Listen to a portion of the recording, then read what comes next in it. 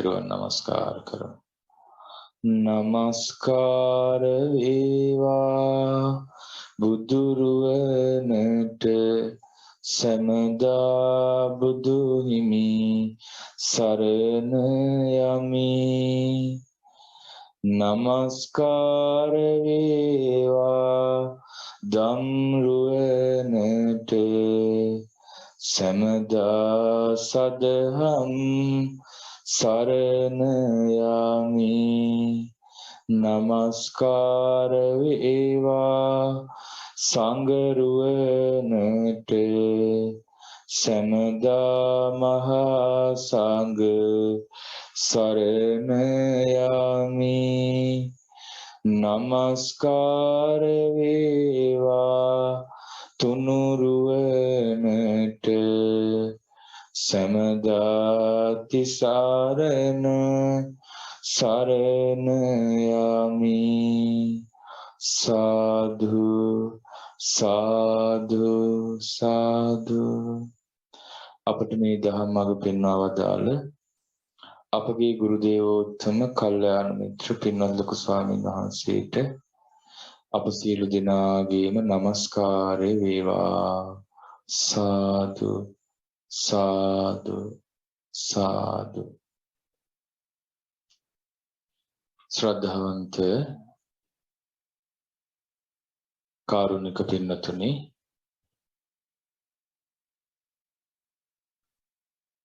අද සෙනසුරාදා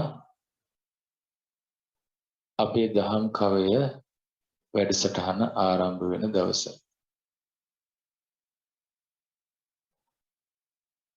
අපි ගිය සතියේ කටින පින්කම පවත්වපු නිසා ඉරිදා දවසේ ඒට කටයුතු සූදානම් වුණ නිසා අපේ දහම් කවය වැඩසටහන අපි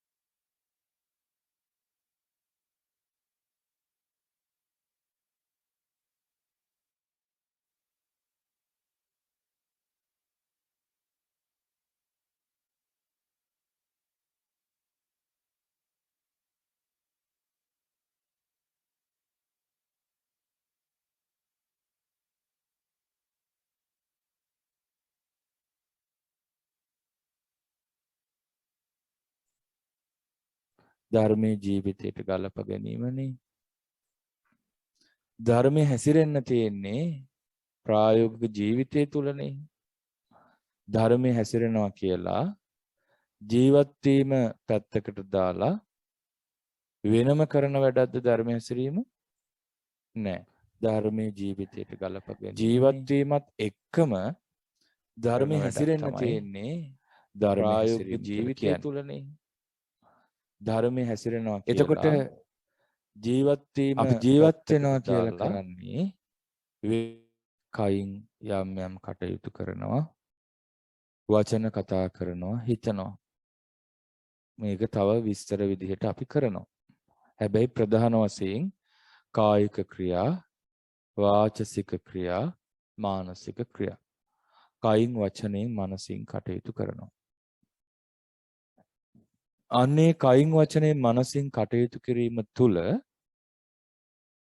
ධර්මානුකූල බවක් තියෙනවා නම් ඔහු ධර්මයේ හැසිරෙනවා. ධර්මයක් නැත්තම් ඔහු ධර්මයේ හැසිරෙන්නේ නැහැ. කෙනෙක්ගේ ජීවිතයට විවිධ අවස්ථාවලට මුහුණ දෙන්න සිද්ධ වෙනවා. එතකොට ඒ මුහුණ දෙන්න වෙන සිදුවීම් එක්ක ධර්මයේ ප්‍රයෝජනෙට ගන්නේ නැත්නම් ධර්මයේ භාවිතා කරලා හිත සුවපත් කරගන්න නැත්නම් ඒක ධර්මයේ හැසිරීමක් නෙමෙයි. එහෙනම් ධර්මයේ හැසිරෙනවා නම් ඒ කෙනා ඇත්තටම කරදරයේදී දුකටපත් වෙන එක, ප්‍රශ්න එනකොට හඬන වැළපෙන එක ධර්මයේ හැසිරෙන කෙනාගේ අඩු වෙන්න ඕනේද නැද්ද? අඩු වෙන්න ඕනේ. හොඳටම එයා ධර්මයේ හැසිරුණා නම් එහෙම කම්පා වෙන්නේ නැහැ. කම්පා වෙන කාරණා කීයක් තියෙනවද? කම්පා වෙන කාරණා, දුකටපත් වෙන කාරණා, ඇතුලෙන් හඬන වැළපෙන කාරණා 4ක් තියෙනවා. අලාභයකදී දුක් වෙනවා. අයසකදී, අයස කියන්නේ කාත් කවුරුවත් නැති වෙනවා. එතකොට දුක් වෙනවා. කිසිම පිළිගැනීමක් නැති වෙනවා. නින්දාවේදී දුක් වෙනවා. දුකේදී දුක් වෙනවා. අලාභෝ, අයසෝ, නින්දා, දුක්ඛ ඔය ටිකේදී දුකටපත් වෙනවා. ඒකෙම තව පැත්තක් තියෙනවා. අපි මේ කරුණු දෙකම තේරුම් ගන්න ඕනේ. ලාභය, යසස, ප්‍රශංසාව, සැපය. ඔය කරුණු 4 ජීවිතයට එනකොට ලාභය, යසස කියන්නේ හොඳ පිරිවර ඉන්නවා, පිළිගැනීමක් තියෙනවා. ප්‍රශංසා, කීර්ති ප්‍රශංසාව, ඊළඟට සැපය. මේ කරුණු 4 ජීවිතේ කරා එනකොට මිනිස්සු එකෙන් උද්දාමයටපත් වෙනවා. උද්දාමයටපත් වෙනවා. ඒක බැස ගන්නවා. එතකොට ලාභ, අලාභ අපි දන්නවා අටලෝ දහම කියලානේ. අට්ඨලෝක ධම්ම පාලියෙන් කියන්නේ. ඒ අට්ඨලෝක ධර්මයේ ලාභ, අලාභ, යස, ආයස, නිന്ദා, ප්‍රශංසා, සැප, දුක මේ 8 අපේ ජීවිතේට එනවා. මේ සරලව කිව්වොත් ජීවිතේට අපි කැමති ඒවත් වෙනවා, අකමැති ඒවත් වෙනවා. අපිට කැමති දේවලුත් මුණ ගැහෙනවා, අකමැති දේවලුත් මුණ ගැහෙනවා. අපි කැමති දේවල් වලටත් කැමති දේවලුත් අපි කරා එනවා, අකමැති දේවලුත් අපි කරා එනවා. අපි කැමති දේ වෙතටත් යනවා, අකමැති දේ වෙතටත් යනවා. එහෙම ජීවිතයේ පෙරලි පෙරලි යනකොට විතක ලාභය, විතක අලාභය, විතක සැප, විතක දුක, විතක ප්‍රශංසාව, විතක නිന്ദාව, විතක හොඳට පිරිවර ඉන්නවා, විතක කාත් කවුරුවත් නැහැ. එහෙම වෙන්නේ නැද්ද? සමහරු කියනවා මිනිහකට කරගහ ගන්නවත් අපිට කවුරුත් නැහැ. සාමාන්‍ය මේ ජීවිතේ වෙන්න පුළුවන් උපරිම කරදරේනේ මැරෙන එක. සාමාන්‍ය භාෂාවෙන් කතා කරද්දී ඒ මැරුණට පස්සේ, ගෙදරක මැරුණට පස්සේ කවුරු හරි ඒ මිනිහට කරගහ ගන්නවත් කාත් කවුරුවත් නැහැ. අයස.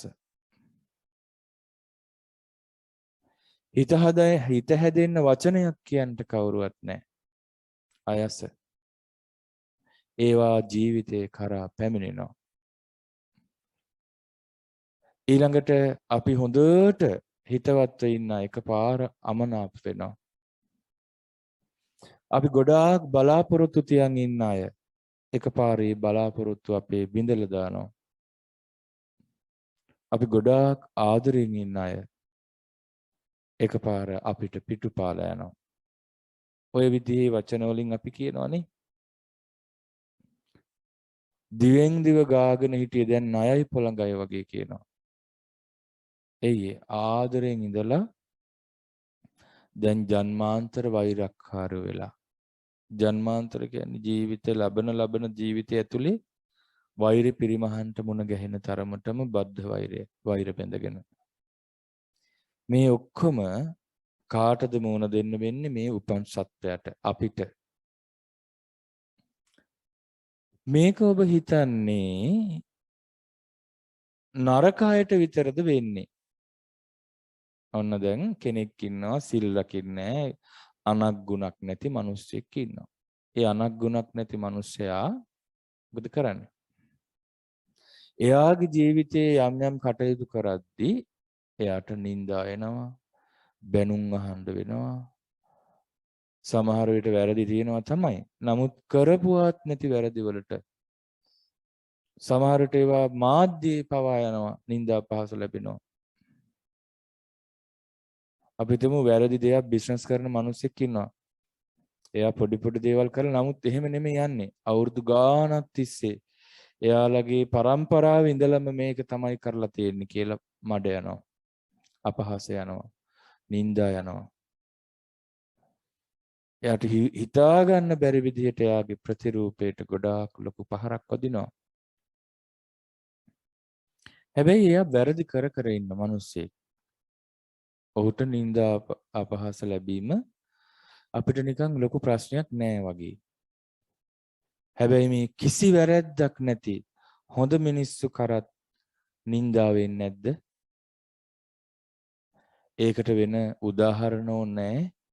අපේ බුදුරජාණන් වහන්සේ කුරා කුහුඹියෙකුටවත් හිංසාවක් නොකළ අසංඛේය කල්ප ගණන් පෙරම් පුරපු සම්බුද්ධත්වයේ වෙනුවෙන් ජීවිතේම කැප කරපු රාම්‍ය සුරම්‍ය සුබ මාලිගා අතහැරලා සොඳුරු කාම සැප වලට පිටුපාලා මහවනේ හීතලේ රස්නේ අප්‍රමාණ දුක් විඳපු විමුක්තිය හොයපු කාගේවත් උපකාරයක් නැතුව තමන් වහන්සේ විසින්ම ප්‍රඥාව අවදි කරගත්තු ඒ අපේ බුදුරජාණන් වහන්සේ කාටවත් බරක් වෙන්නේ නැතුව සිවුරු පොරවගෙන පාත්‍රය අතට අරගෙන දෙපට සිවුර කරේ දාගෙන අපේ භාග්‍යතුන් වහන්සේ පාරේ වඩිනකොට උන්වහන්සේ නොකල වැරදි වලට මිනිස්සු නින්දා අපහාස කළා. මිනිස්සු නින්දා අපහාස කළා. එතකොට නරකයට විතරක් නෙමේ අටලෝ දහමේ දුක්ඛිත පැත්ත මොන දෙන්න සිද්ධ වෙන්නේ. හොඳ අය කරත් වෙනවා. බලන්න මේ දේශනාව. අට්ඨිමේ භික්ඛවේ ලෝක ධම්මා ලෝකං අනුපරිවත්තಂತಿ. මහණෙනි ලෝකයේ ස්වභාවය 8ක් තිබෙනවා. ලෝකයේ අනුව පෙරලී යන ලෝක ධර්ම කියන්නේ ලෝක ස්වභාව. අපි ලෝක ධර්ම කියන වචනේ හුරු නිසා කියමු ලෝකයේ ධර්මයෝ 8 දෙනෙක් තියෙනවා. ලෝකයේ අනුව පෙරලෙන පරිවර්තනය වෙමින් යන ලෝකෝච අට්ඨ ලෝක ධම්මේ අනුපරිවත්තති. ලෝකයත් ඒ අටලෝ දහමට අනුව පෙරලෙනවා. ලෝකය තුල ලෝකය අනුව මේ කරුණුවට පෙරලෙනවා. මේ කරුණුවට අනුව ලෝකය පෙරලෙනවා. ඒ කියන්නේ අපි සරලව කිව්වොත් අටලෝ දහම සත්වයෝන්ගේ ජීවිත කරා එනවා. සත්වයොත් අටලෝ දහමට අනුව පෙරලෙනවා. අටලෝ දහම පෙරලීගෙන ජීවිතවලට එනවා. ජීවිත අටලෝ දහමට අනුව පෙරලෙනවා. මොනවද යට? ලාභෝච්ච අලාභෝච්ච යසෝච අයසෝච නින්දාච පසංසාච සුඛංච දුක්ඛංච.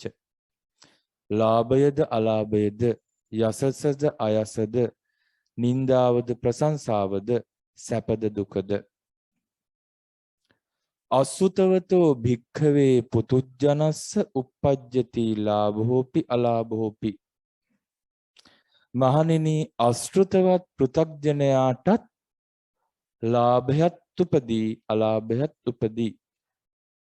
යසෝපි අයසෝපි නින්දාපි ප්‍රශංසාපි නින්දාපි පසංසාපි සුඛම්පි දුක්ඛම්පි. අශෘතවත් පෘථග්ජනයාටත් යසසස් අයසත් නින්දාවත් ප්‍රශංසාවත් සැපත් දුකත් උපදී. අශෘතවත් පෘථග්ජනයාට. කවුද අශෘතවත් පෘථග්ජනයා කියන්නේ? සාමාන්‍ය මනුස්සයා. සාමාන්‍ය මනුස්සයා කියන්නේ සම්මා දිට්ඨිය ගැන උගන්වපු බුදුරජාණන් වහන්සේගේ ධර්මය හරියට තේරුම්ගෙන නැති මනුස්සයා. ඒ කිව්වේ අරියාණං අදස්සාවි. ආර්යයන් වහන්සේලා දකින්නේ නැහැ. ආර්ය ධම්මස් අකෝවිදෝ. ආර්ය ධර්මයට අදක්ෂයි. ආර්ය ධම්මේ අවිනීතෝ. ආර්ය ධර්මෙ හික්මෙන්නේ නැහැ. සප්පුරිසානං අදස්සාවි. සත්පුරුෂයන් දකින්නේ නැහැ. සප්පුරිස ධම්මස්ස අකෝවිදෝ. සප්පුරිස ධර්මයට අදක්ෂයි. සප්පුරිස ධම්මේ අවිනීතෝ. සත්පුරුෂ ධර්මයට හික්මෙන්නේ නැහැ. ඒ කිව්වේ බුදුරජාණන් වහන්සේලා බුදුපසේ බුදු මහරහත් උතුමන් වහන්සේලා ලෝකයේ යහපත්යයි සම්මත කළ දේ තුල ජීවිතය ප්‍රායෝගිකව ගත නොකරනා, ප්‍රායෝගිකව ජීවිතය ගත නොකරනා අශෘතවත් පෘථග්ජනයා. සරලව ගත්තොත් අශෘතවත් කියන්නේ අසා නැත්තා. ඒ කියන්නේ බුදුවරුන්ගේ දහම අහලා නැහැ. පෘථග්ජන කියන්නේ පුතුජන කියන්නේ බොහෝ ප්‍රමාණයක් ඉන්න සාමාන්‍ය ජනතාව. ප්‍රකටව පේන්නේ ඉන්න හැමතැනම ඉන්න සාමාන්‍ය මිනිස්සු. ඒක අපි සරලව ගත්තොත් මේ සාමාන්‍ය මිනිසයා වෙත සාමාන්‍ය මිනිසයටත් උපදිනවා ලාභ අලාභ යස අයස නිന്ദා ප්‍රශංසා සැප දුක. සුතවතෝ පික්ඛෝ භික්ඛවේ අරිය ශාවකස්ස uppajjati. මහණෙනි ශ්‍රුතවත් වූ ආර්ය ශ්‍රාවකයාටත් උපදී ලාභයත් අලාභයත් යසස් අයසත් නිന്ദාත් ප්‍රශංසා සැපත් දුකත්. කාටද උපදින්නේ? ශ්‍රුතවත් ආර්ය ශ්‍රාවකයා. ආර්යයන් වහන්සේලා දන්න, ආර්යයන් වහන්සේලා හඳුනන, ආර්ය ධර්මයට දක්ෂ, ආර්ය ධර්මයේ හික්මෙන, සත්පුරුෂ ධර්මයට දක්ෂ, සත්පුරුෂ ධර්මයේ හික්මෙන සුතවත් ආර්ය ශ්‍රාවකයා. ශ්‍රුතවත් ආර්ය ශ්‍රාවකයා තෙරුවන් සරණේ පිහිටි බුදුරජාණන් වහන්සේගේ ධාර්මික ශ්‍රාවක දරුවෝ ඉන්නවා. ඒ ශ්‍රාවකයා වෙතත්, ඒ ශ්‍රාවකයා භික්ෂුවක් වෙන්න පුළුවන්, භික්ෂුණියක් වෙන්න පුළුවන්, උපාසකෙක් වෙන්න පුළුවන්, උපාසිකාවක් වෙන්න පුළුවන්. ඒ ආර්ය ශ්‍රාවකයා වෙතත් ආර්ය ශ්‍රාවකයා තුලත් උපදිනවා. ආර්ය ශ්‍රාවකයාටත් උපදිනවා මොනවද? ලාභ අලාභ යසායස නිന്ദා ප්‍රශංසා සැප දුක. හැබැයි බුදුරජාණන් වහන්සේ මහානවා මේ දේශනාවේ නම ဒုတိ ය ලෝක ධම්ම සූත්‍රය. අංගුත්තර නිකාය අටක නිපාතේ. 8 වෙනි නිපාතේ තියෙන්නේ. 8 වෙනි නිපාතය අයිති වෙන පොත් වහන්සේ තමයි 5 වෙනි පොත් වහන්සේ. අංගුත්තර නිකාය 5 වෙනි පොත් වහන්සේගේ 8 වෙනි නිපාතයේ ဒုတိ ය ලෝක ධම්ම සූත්‍රය. ලෝක ධර්මය ගැන කියවෙන දෙවෙනි දෙසුම. භාග්‍යවතුන් වහන්සේ අහනවා මහණෙනි తත්‍ර භික්කවේ කෝ විශේෂෝ කෝ අධිප්පායෝ කෝ අධිප්පයාසෝ කිං නානාකරණං සුතවතෝ අරිය ශාවකස්ස අසුතවතා පුතුජනේනාති. හරි ලස්සන ප්‍රශ්නයක්. බුදුරජාණන් වහන්සේම සංඝයාගෙන් අහනවා මහණෙනි මොකක්ද විශේෂත්වය? මොකක්ද අදහස? මොකක්ද මේකේ තියෙන නානා ස්වභාවය? ශ්‍රුතවත් ආර්ය ශ්‍රාවකයාගේ අශ්‍රුතවත් පෘථග්ජනයාගේ. ඇයි අශ්‍රුතවත් පෘථග්ජනයාටත් උපදිනවා අටලෝ දහම. ශ්‍රුතවත් ආර්ය ශ්‍රාවකයාටත් අටලෝ දහම උපදිනවා. මේ දෙකේ ඇති වෙනස මොකක්ද? මේ දෙකේ පේන්න තියෙන වෙනස් ස්වභාවය මොකක්ද? විෂම භව මොකක්ද මේකේ තියෙන? එතකොට මේ භික්ෂු සංඝයා කියනවා භගවා මූලකානෝ බන්තේ ධම්මා. ස්වාමීනි මේ ධර්මය අපගේ භාග්‍යවතුන් වහන්සේ මුල් කරගෙනයි තියෙන්නේ. භගවන් නෙත්තිකා භාග්‍යවතුන් වහන්සේ තමයි මුදුනේ වැඩ ඉන්නේ. නේත්‍රු කරගෙන ඉන්නේ. භගවන් පටිසරණා භාග්‍යවතුන් වහන්සේ පිළිසරණ කරගෙනයි ධර්මයේ තියෙන්නේ. සාදුවත බන්තේ භගවන්තං ඒව පටිභාතු ඒතස්ස භාසිත සත්තු. ස්වාමීනි මේ අර්ථය භාග්‍යතුන් වහන්සේටම වැටහෙන්නේ නම් ඒකාන්තයෙන් මේ යහපත්. භගවතෝ සුත්වා භාග්‍යතුන් වහන්සේගෙන් අසා භික්ඛු ධාරිසන්තිති භික්ෂූන් දරන්නාහුය. එතකොට භාග්‍යතුන් වහන්සේගෙන්මයි මේකේ අර්ථය දැනගන්නට කැමති උනේ උන්වහන්සේලා නිහතමානීකමට. එතකොට භාග්‍යතුන් වහන්සේ වදාලා තේනහි භික්ඛවේ සුනාත එසේනම් මහණෙනි අසව් සාදුකං මනසිකරෝත මනවින් මෙනෙහි කරව බහසිස්සාමීති පවසන්නෙමි. එසේය ස්වාමීනි භික්ෂුන් වහන්සේලා භාග්‍යතුන් වහන්සේට පිළිවදන් දුන්නාහුය. භාග්‍යතුන් වහන්සේ මෙසේ වදාළසේක. හරිම ලස්සනයි මේ ධර්මය. රාතන් වහන්සේලා සංගායනා කොට ඇති අයුරු. භාග්‍යතුන් වහන්සේ දේශනා කරනවා ඉස්සල්ලාම ආශ්‍රිතවත් පෘථග්ජනයා ගැන. භාග්‍යතුන් වහන්සේගේ ගොඩාක් දේශනාවල ස්වභාවයක් ඉස්සල්ලා අකුසල් පැත්ත කියන්නේ. අයහපත. අසුතවතෝ භික්ඛවේ පුතුජනස්ස uppajjati ලාභෝ. මහන්නේ ආශ්‍රිතවත් පෘථග්ජනයාට ලාභයක් උපදිනවා. සෝන ඉති පටිසංචික්ඛති. ඔහු මෙසේ නොසිතයි. uppannෝ කෝ මේ අයං ලාභෝ මට ලාභයක් ඉපද. මේක හොඳට අහගන්න. මේ තමයි දුකටපත් නොවී ඉන්න විදිය. කලබල ඇතුලේ අර්බුදයක් හදාගෙන කම්පා නොවී ඉන්න විදිය. මේ කම්පා නොවී ඉන්න විදිය කියන්නේ ඔන දරුවෙක් වැරැද්දක් කරනවා. එතකොට දෙමව්පියෝ කමක් නැහැ. ඉලහක බලන් ඉඳීම නෙමෙයි. ඒ දරුවාට ඒ වැරැද්ද හැදෙන්න ඕන විදිහට සැරට හරි හොඳට හරි ඒ කරුණ පෙන්වලා දෙන්න ඕනේ. ඒක වැඩිහිටියන්ගේ යුතුයකමක්නේ. ඒක නෙමෙයි මේ කියන්නේ. අභ්‍යන්තරයේ තමන් නැවත නැවතත් පෙළෙන ආකාරයට ඇවිස්සෙන බව, කම්පා වෙන බව, දුකටපත් වෙන බව, අන්නය නැති කරගන්න විදිහයි බුදුරජාණන් වහන්සේ මේ උගන්වන්නේ. ඒක කාටද පුළුවන්? දැන් අපේ ප්‍රශ්නේ කතරම් ධර්මයේ හැසිරුණා. ඇයි මේ දුකටපත් වෙන්නේ කියලානේ කරදරයකදී. වැරදීන එක. ඒක වැරදි කතාවක්. ධර්මයේ හැසිරෙන්නයි නොහැසිරෙන්නයි මේකෙන් ඉගෙන ගමු අපි. මහණෙනි අසෘතවත් පෘථග්ජනයාටත් ලාභයේ උපදී. ඔහු මෙසේ නොසිතයි. මට ලාභයක් ඉපදුනා. සෝචකෝ අනිච්චෝ දුක්ඛෝ විපරිණාම ධම්මෝති යතහ භූතං නප්පජානාති. ඒ වනාහි අනිත්‍යයි දුකයි වෙනස් වෙන ස්වභාවයෙන් යුක්තයි කියලා. ඔහු ඒකේ ඇත්ත ඇති සැටියෙන් දන්නේ නැහැ. කවුද ඒක දන්නේ නැත්තේ? ආශ්‍රිතවත් පෘථග්ජනයා දන්නේ. ඔන්න මට ලාභයක් ඉපදුනා.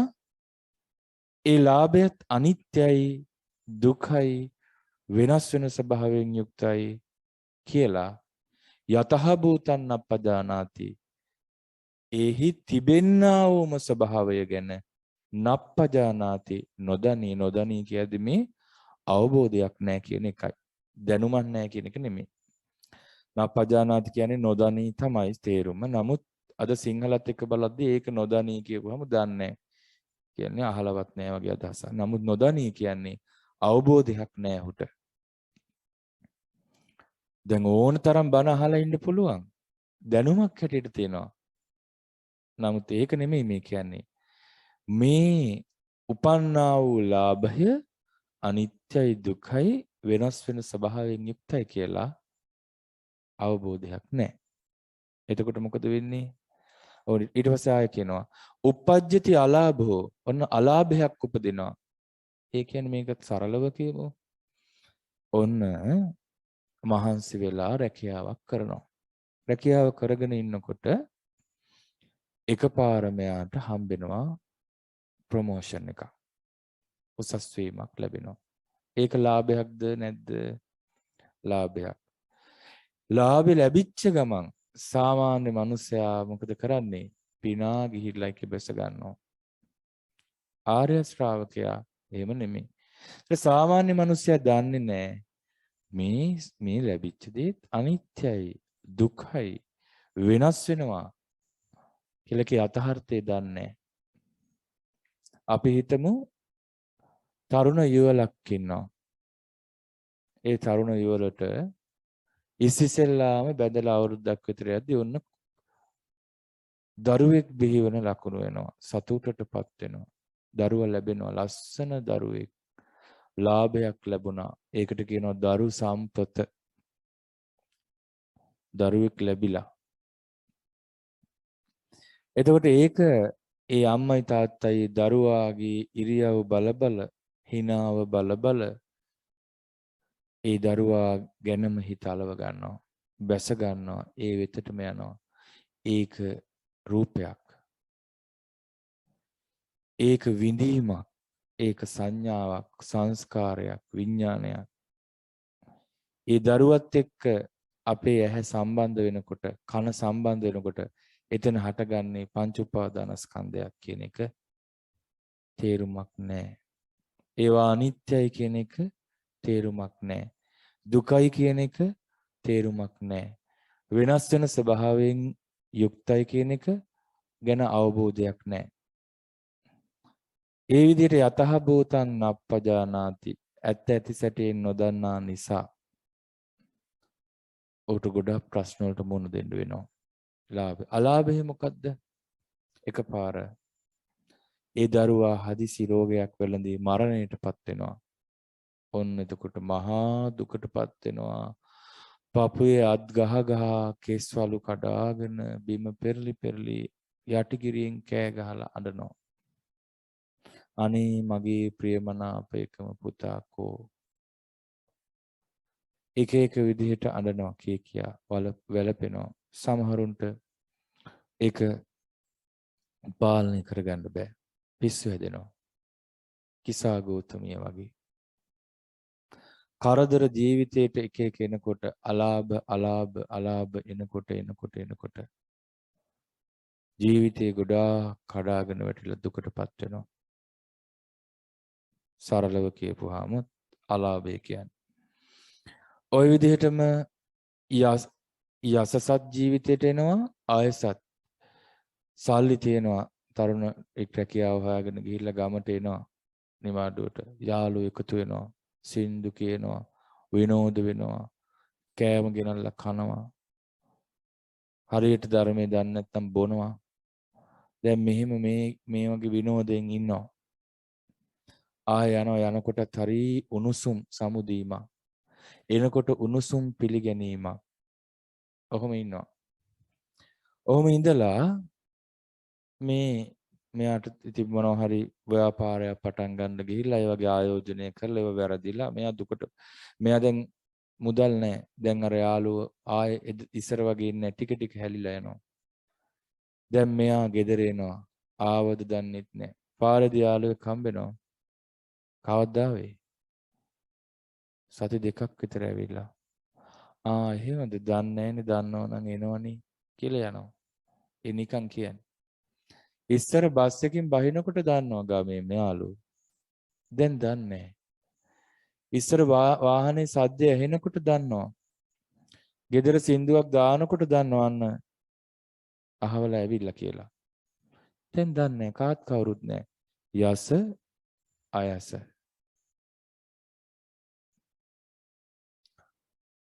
නින්දා ප්‍රශංසා හරියට ප්‍රශංසා ලැබෙනවා සමහර දරුවන්ට. අපේ පුතා තමයි ගමේ ඉන්න හොඳම පුතා. ප්‍රශංසාව. එතකොට දරුවට ලැබෙන ප්‍රශංසා ඥාතිනුත් කියනවා. ඥාතින් තමන්ගේ ළමයිට බයිනවා. මෙයාව පෙන්න. උඹලට තමයි මේ වගේ හැදෙන්න බැරි හොඳ ළමයා. හැබැයි ඒකම අනිත් පැත්තට වහා පෙරලෙනවා නින්දාවට.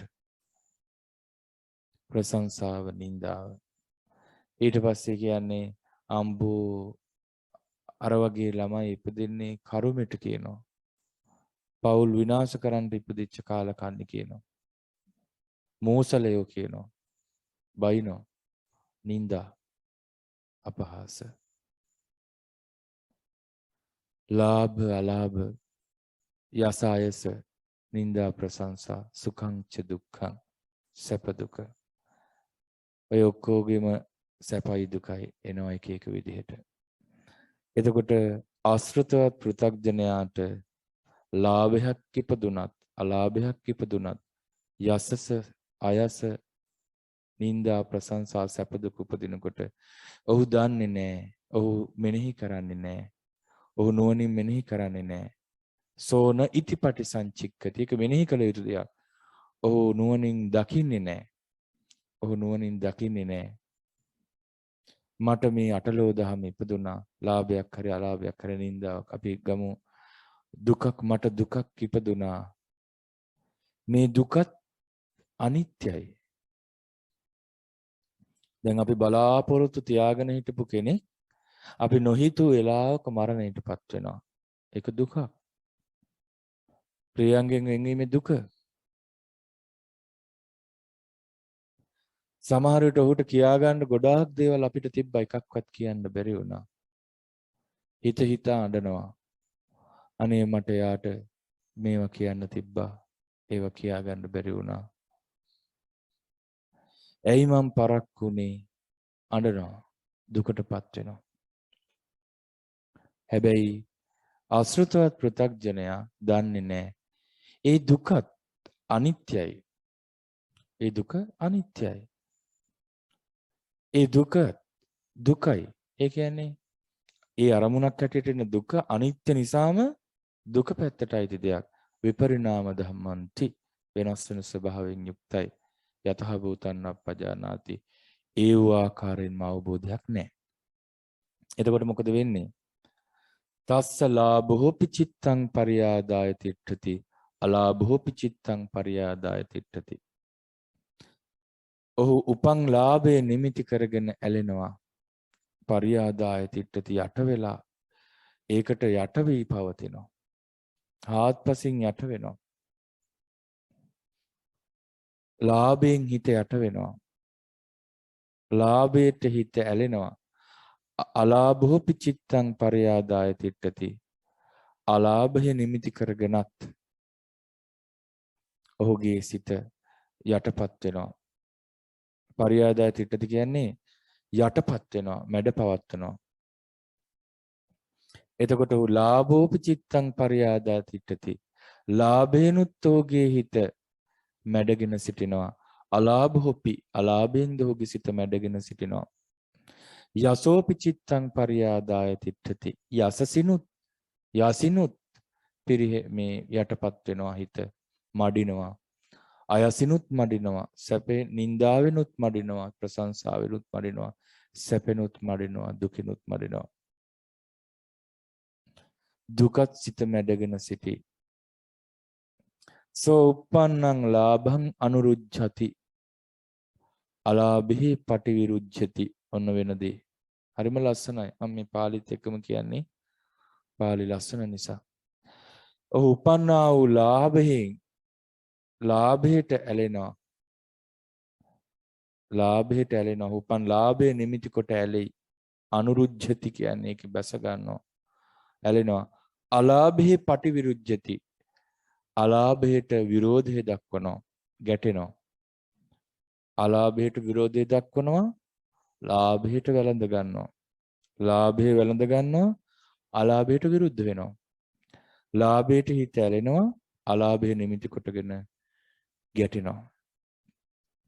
යසෝපි චිත්තං පරියාදාය තිට්ඨති. යසසිනුත් දැන් හිත යට කරගෙන පවතින. එතකොට වෙන්නේ මොකද්ද? ඔව් යසං අනුරුජ්ජති. යසසට ඇලෙනවා. අයසේ පටිවිරුජ්ජති. අයසට ගැටෙනවා. අයසයට විරෝධය දක්වනවා. ওই විදිහටම ප්‍රශංසාවට ඇලෙනවා, නින්දාවට ගැටෙනවා, සැපයට ඇලෙනවා, දුකට ගැටෙනවා. සෝ එවං අනුරෝධ විරෝධ සමාපන්නෝ.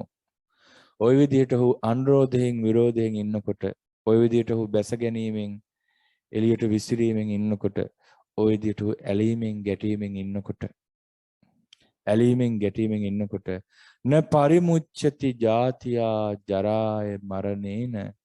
ඔහු නිදහස් වෙන්නේ නැහැ ඉපදීමෙන්, වයසට යාමෙන්, මරණයෙන්. ශෝකේහි පරිදේවේහි. ශෝකයෙන් පරිදේව කියන්නේ වැළපීමෙන්. දුක්ඛේහි දෝමනස්සේහි. දුකෙන් දුම්නසින් උපායාසේහි. වෙහෙසටපත් වීමෙන් ඔහු ගැලවෙන්නේ.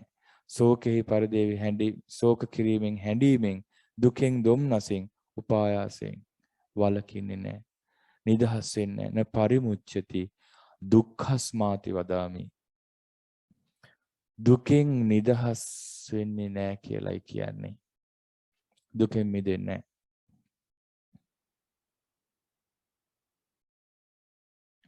න පරිමුච්ඡති දුක්ඛස්මාති වදාමි. දුකෙන් නොමිදෙන්නේ යයි කියමි. බුදුරජාණන් වහන්සේ වදාලා ආශ්‍රිතවත් පෘථග්ජනයට විඳින්න සිද්ධ වෙන දුක. කරදරේ. එතකොට මේ කරදර ජීවිතේට, ඒ කියන්නේ කරදර නිසා ජීවිතයේ පීඩාවටපත් වෙන්නේ, දුකටපත් වෙන්නේ එක. ඇයි මේ ධර්මයේ හැසිරෙද්දි දුකටපත් වෙන්නේද? නැහැ.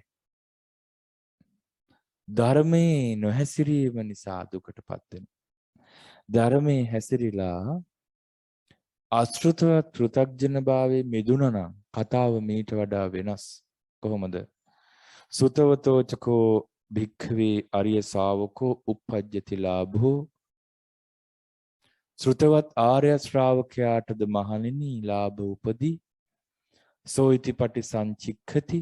ඔහු මෙසේ නුවණින් හඳුනයි, නුවණින් දකි. uppannෝ කෝමේ අයං අලාභෝ. මාහට ඔන්න ලාභයක් අලාභයක් ඉපදුනා. සෝචකෝ අනිච්චෝ දුක්ඛෝ විපරිණාම ධම්මෝ.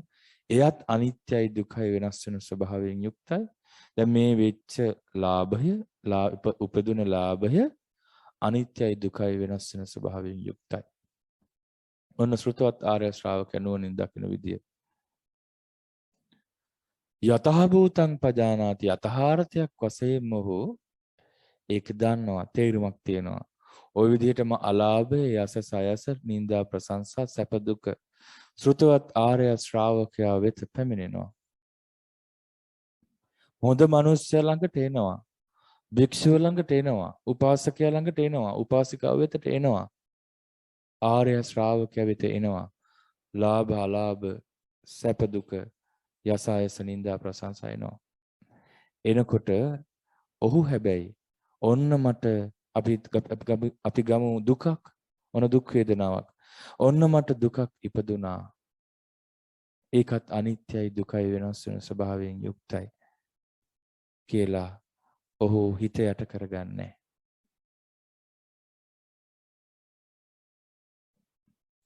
එතකොට ඔහු ඒකේ යථා ස්වභාවය ඒ ආකාරයෙන්ම දන්නවා. අනිත්‍යයි දුකයි. එතකොට අපි දුක් කරදර බාධක එන්නේ කොයි වෙලාවටද?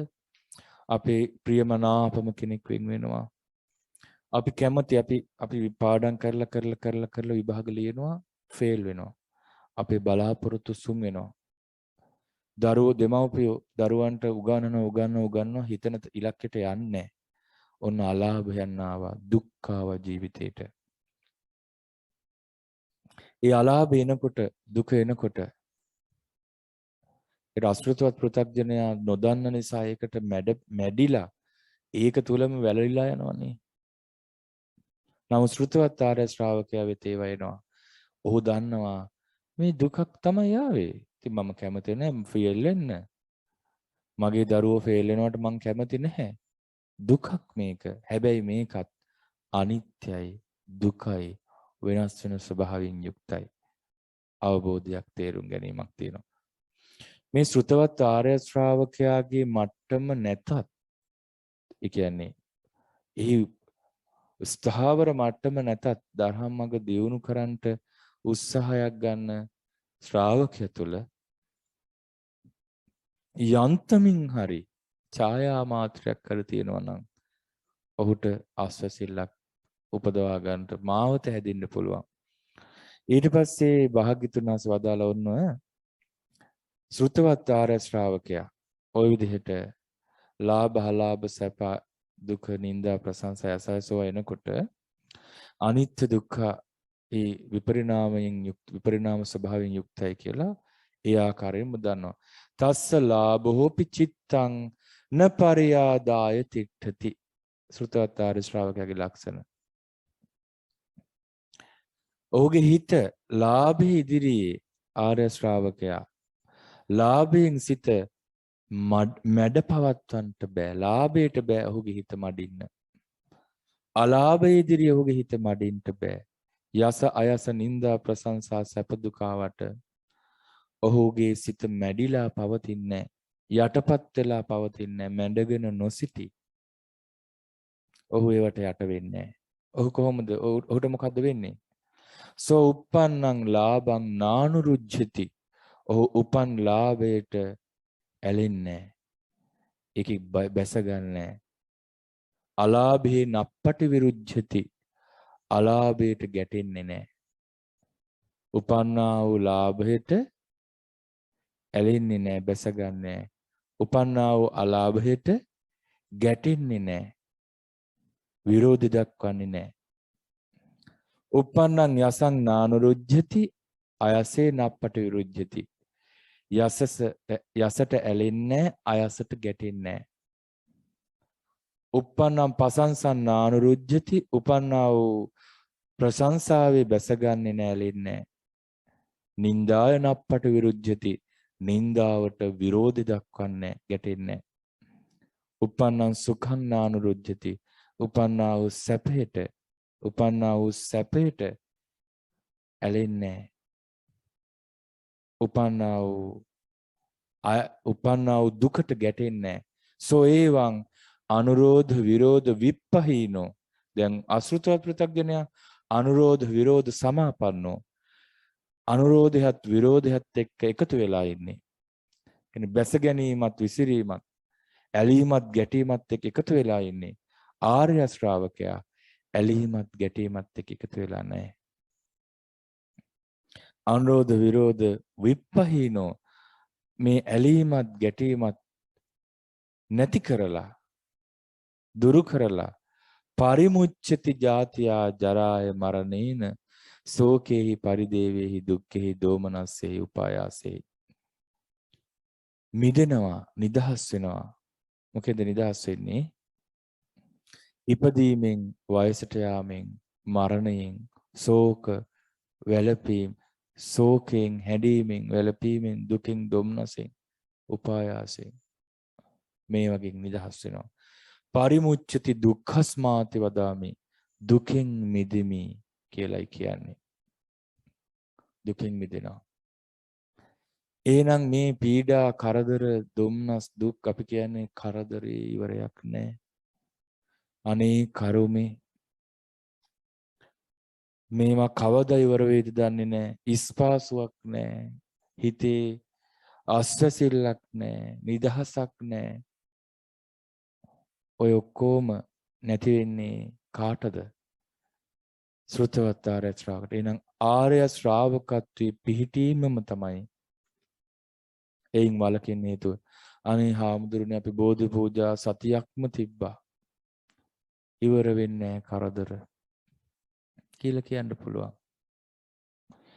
ඒ කරදර ඉවර ඇතැම් දුක් කරදර ඇතැම් නපුරු හමුවීම් වලින් වලකින්ට බෝධි වන්දනා බෝධි පූජා උපයෝගී කරගන්න පුළුවන්. නමුත් එයින් වළක්වන්නට බැරි දෝෂ තියෙන්න පුළුවන් නේ. එතකොට ඒක හිතේ තියෙන පීඩාවක්. කායිකව පීඩාව එනවා තමයි. නමුත් ඒක අපි මානසිකව විඳවන එකනේ මෙතන තියෙන බරපතල දේ. ඒක මනසින් අතහැර ගන්න ක්‍රමේ දන්නේ. භාග්‍යතුන් වහන්සේ වදාලා අයංකෝ භික්ඛවේ විශේෂෝ අයං අධිප්පායාසෝ ඉදං නානා කරණං සුතවතු අරිය ශාවකස්ස අසුතවතා පුතුජනේනාති. මහන්නේ මෙයයි විශේෂත්වය, මෙයයි අදහස, මෙයයි වෙනස් ස්වභාවය, මෙයයි විසම බව ආර්ය ශ්‍රාවකයාගේ, ශ්‍රුතවත් ආර්ය ශ්‍රාවකයාගේ. බුදුරජාණන් වහන්සේ ලස්සන ගාථා වදාලා ලාභෝ අලාභෝ අයසෝ යසෝච නින්දා පසංසාච සුඛංච දුක්ඛං ඒතේ අනිච්චා මනුජේසු ධම්මා අසස්සතා විපරිණාම ධම්මා.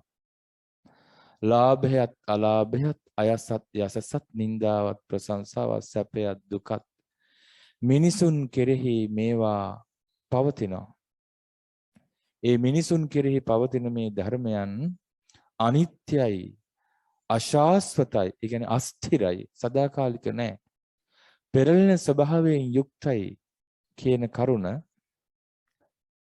ඒතේච ඤත්වා සතිමා සුමේදෝ ස්මෘතිමත් සිහි ඇති නුවණැත්තා මෙය අවබෝධ කරනවා.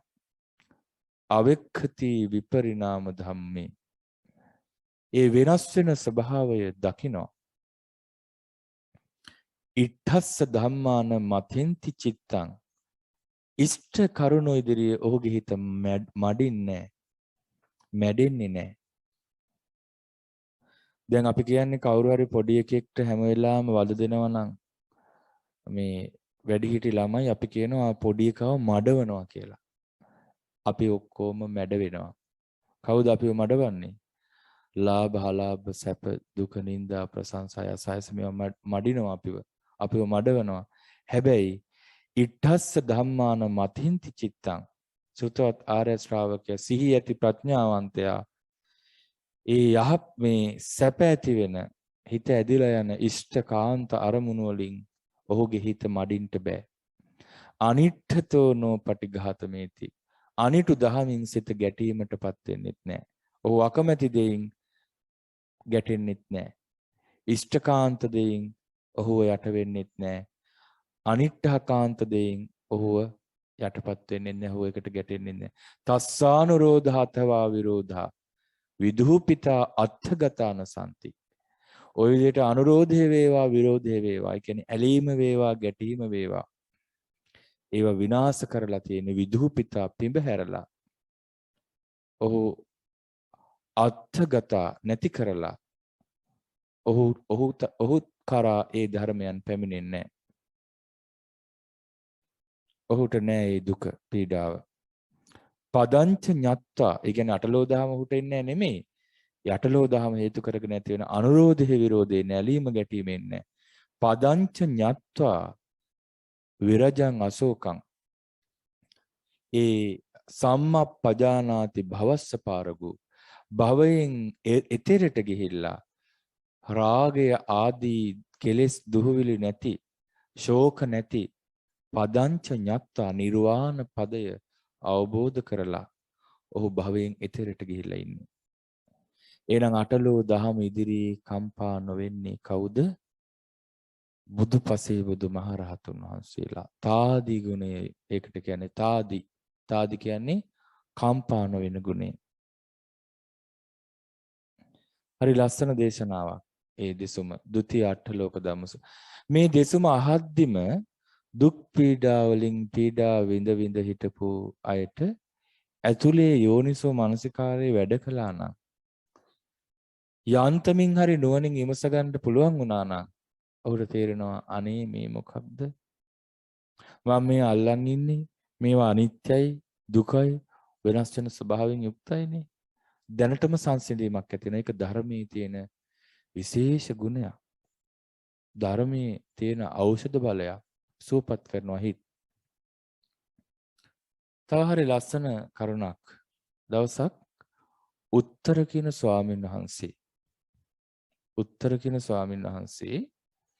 උන්වහන්සේ වැඩ සිටියේ මහිසවත්තු කියන ප්‍රදේශයේ සංඛේය කියන පර්වතයේ ධවජාලිකා කියන විහාරේ.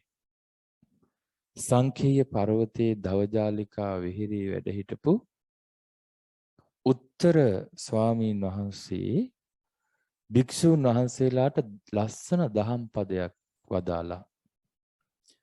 සාධාවසෝ භික්ඛු කාලේන කාලං අත්ථ විපත්තිං පච්ච වික්ඛිතා හෝති. ආස්මතුනි හරි හොඳ දෙයක් තියෙනවා. භික්ෂුවක් කලින් කලට තමාට වෙච්ච කරදර නුවණින් විමසන්න ඕනේ. තමාට වෙච්ච කරදර ගැන නිකන් දුකටපත් වෙන විදිහට හිතන්න නෙමෙයි. නුවණින් විමසන්න ඕනේ. සාධාවසෝ භික්ඛු කාලේන කාලං පරවිපත්තිං පච්ච වික්ඛිතා හෝති. කලින් කලට අනිත් අයට වෙච්ච කරදරත් හිතීම ඊටාම හොඳයි. දැන් ගොඩාක් අය Tamanට වෙච්ච කරදර හිත හිත පීඩාවටපත් වෙනවා. එහෙම හිතන්න නෙමෙයි මේ කියන්නේ. පීඩාවටපත් වෙන විදිහට හිතන්න නෙමෙයි. යථාර්ථයේ තේරෙන විදිහට හිතන්න. ඒකට කියන්නේ යෝනිසෝ මනසිකාරය. කලින් කලට Tamanට වෙච්ච කරදර නුවණින් විමසන්න. කලින් කලට අනිත්‍යයට වෙච්ච කරදරත් නුවණින් විමසන්න. කරදර විතරක් නෙමෙයි. සාධාවසෝ භික්ඛු කාලේන කලං අත්ථ සම්පත්තිං පච්ච වික්ඛිතා හෝති. කලින් කලට තමාට වෙච්ච යහපත් දේවල් වාසි සම්පත් ඒවත් හිතන්න. අනිත්‍යයට වෙච්ච වාසි යහපත ඔවුන් වෙත ආපු වාසනාවත් හිතන්න. නුවණින් මෙනෙහි කරන්න. නුවණින් මෙනෙහි කරන්න. එතකොට හරි වැඩක් වුණා. මේ භික්ෂුන් වහන්සේ නමක් බණ කිව්වේ. උත්තර ස්වාමීන් වහන්සේ කාටද ධර්මයේ දේශනා කළේ? තව භික්ෂුන් වහන්සේලා පිරිසකට. මේක අහගෙන හිටියනේ දෙවි. එහෙනම් මේ අපි කියන ධර්මය ඔබ විතරක් නෙමෙයි අහන්නේ. සමහර විට දෙවි කෙනෙක් අහන් ඉන්න පුළුවන්. මිහිඳු මහරහතන් වහන්සේ කිව්වේ සුමන සාමණේරයන් වහන්සේට කාල ഘോഷා කරන්න කියලා. උන්වහන්සේ මිහින්තලේ ආරාධනා ගලට වැඩලා ඈතට ඇහෙන්න කිව්වේ සමන්ත චක්කවාලේසු අත්‍රා ගච්ඡන්තු දේවතා සද්ධම්මං මුනි රාජස්ස සුනන්තු සග්ග මොක්කදං කියලා. ධම්ම ශ්‍රවණ කාලෝ අයම් බදන්තා කියලා. මොකද කි හාත්පස සක්වල සිටින ධර්මයේ අසනු කැමති දෙවියෝ මෙහි පැමිණෙත්වා. ස්වර්ග මෝක්ෂයේ පිණිස පවතින මේ ධර්මයේ අසත්වා. භවත්නී මේ ධර්ම ශ්‍රවණයට කාලයයි කිව්වනේ. ඒ ප්‍රකාශය ඇහුණා. භූමි වාසී දෙවරුන්ට ඇහුණා ලංකාවේ. ඒගොල්ලොත් ඒක කියද්දි ඔහොම ගිහිල්ලා අප්‍රමාණ දිව්‍ය බ්‍රහ්ම ලෝක වලට ඇහිලා සාල අප්‍රමාණ දේව බඹ පිරිසක් රැස් වුණා.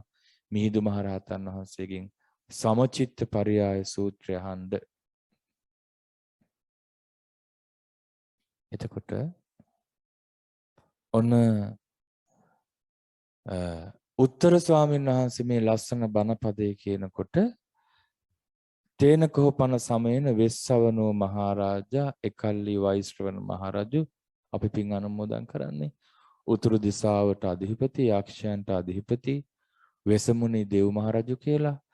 වෙස්සවනෝ මහරජා උත්තරාය දිසාය දක්ඛිනං දිසං ගච්ඡති කේනචි දේව කරණීයේන.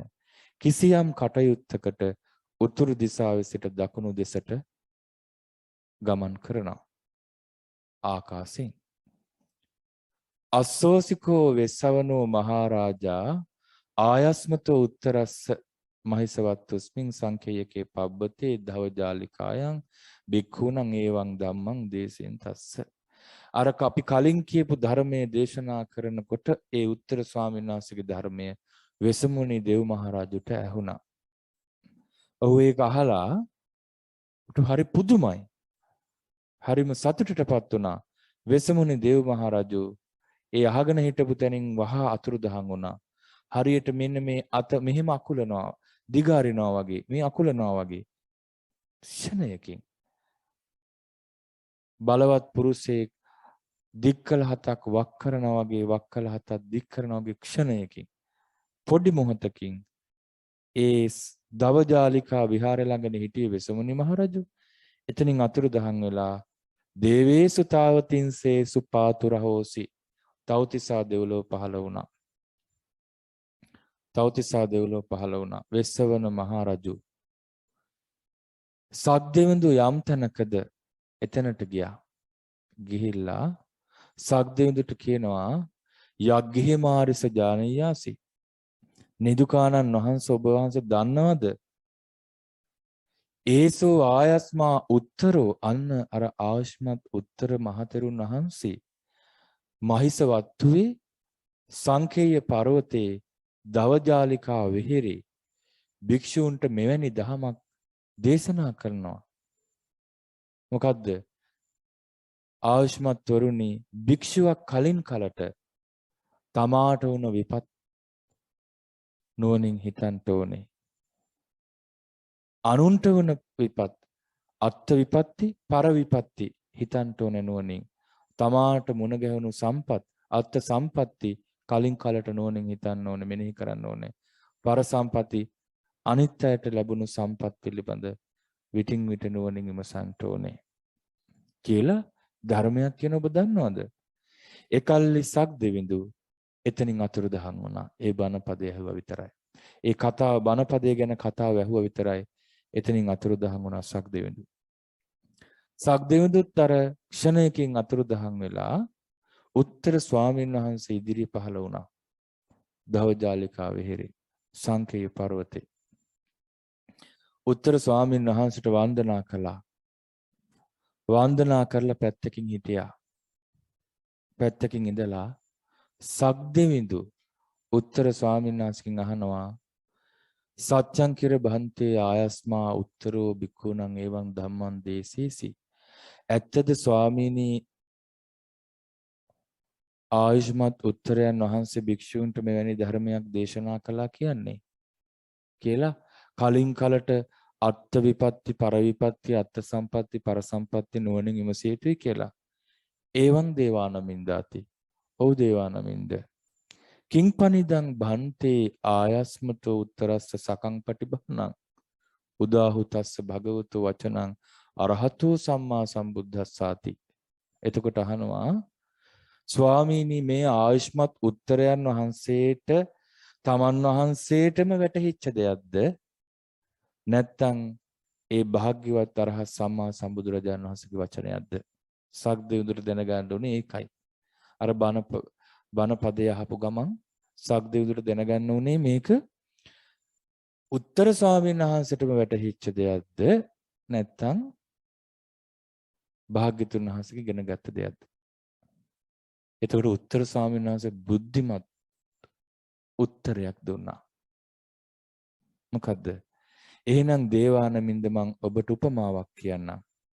උපමාවෙනුත් මෙහි ඇතැම් පුද්ගලයෝ භාෂිතයාගේ අර්ථය තේරුම් ගන්නවා. දේවානමින්ද්‍රය දේවේන්ද්‍රය මෙවැනි දෙයක්. ගමක හරි වේවා කුඩා නගරයක හරි වේවා නොදුරේ මහා ධාන්‍ය ගොඩක් තියෙනවා. මහා ධාන්‍ය රාශි.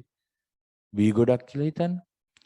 එහි මහා ජනතාව එතෙන්ට ඇවිල්ලා ධාන්‍ය අරගෙන යනවා.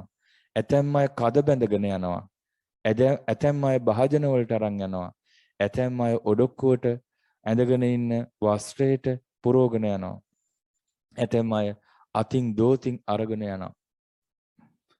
දේවේන්ද්‍රය ඒ මහා ජනතාව වෙතට යමෙක් පැමිණ ඔවුන්ගෙන් අහනවා කුතෝයිමන් ධඤ්ඤං ආහාර තාති.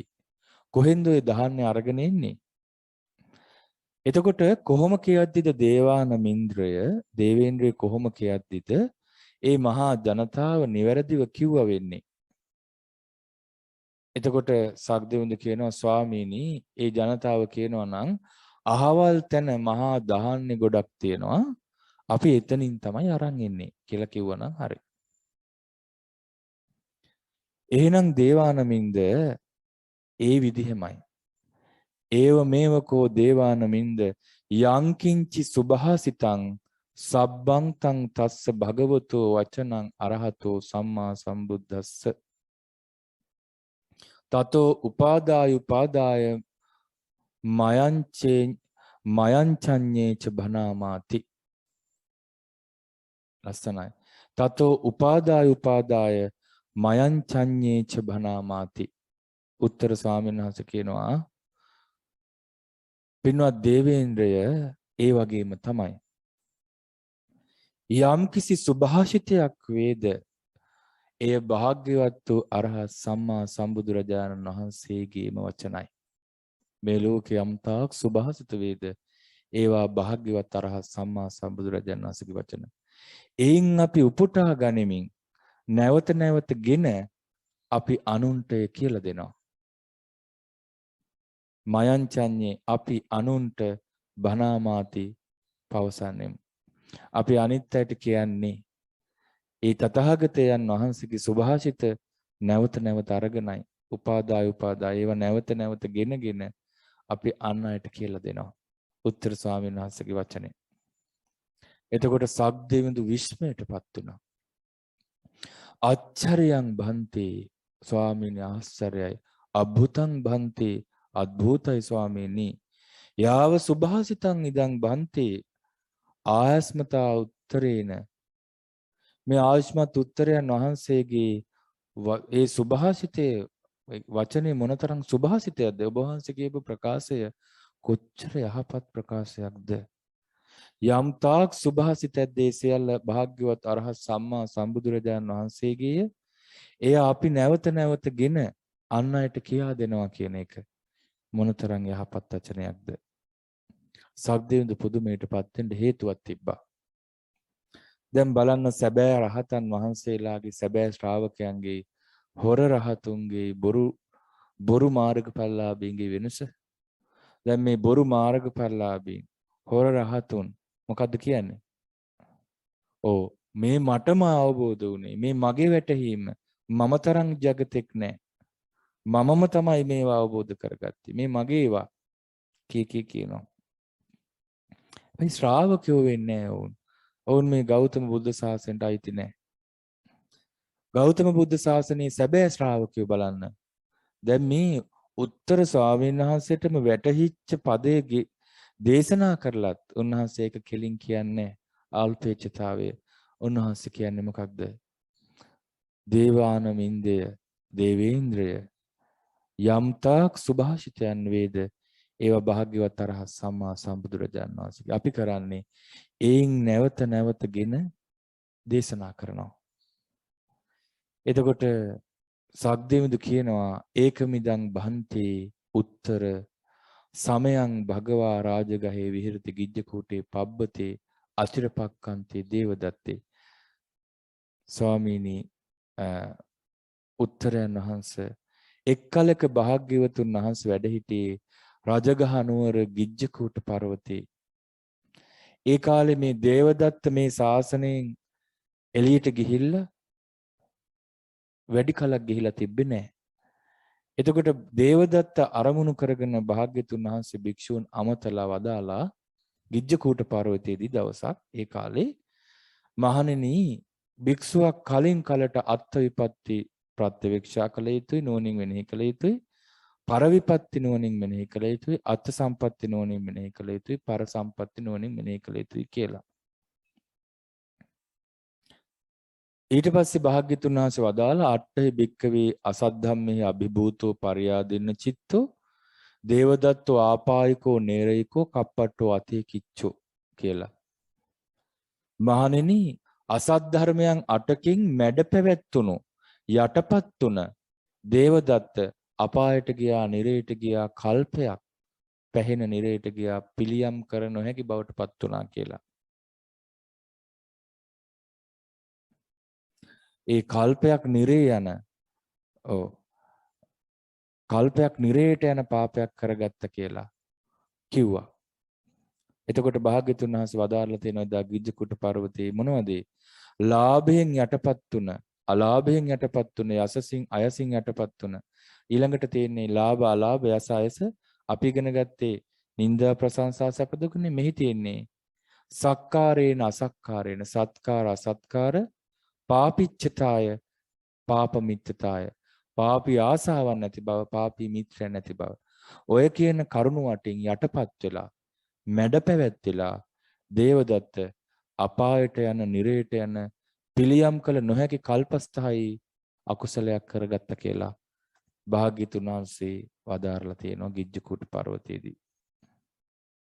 එතකොට ඒ කරුණට කලින් භාග්‍යතුන් වහන්සේ වදාළනේ කලින් කලට අත්ථ විපත්ති පර විපත්ති අත්ථ සම්පatti පර සම්පatti මෙනෙහි කරන්න කියලා.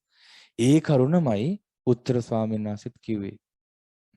එතකොට භාග්‍යතුන් වහන්සේ වදාරපු තව කරුණක් කියනවා. සාදු භික්ඛවේ භික්ඛු uppannං ලාභං අභිභූය අභිභූය විහෙරෙය්‍ය. ඔන්න භික්ෂුන් වහන්සේලාට භාග්‍යතුන් වහන්සේ ශ්‍රාවකයන්ට දුන අවවාදයක්.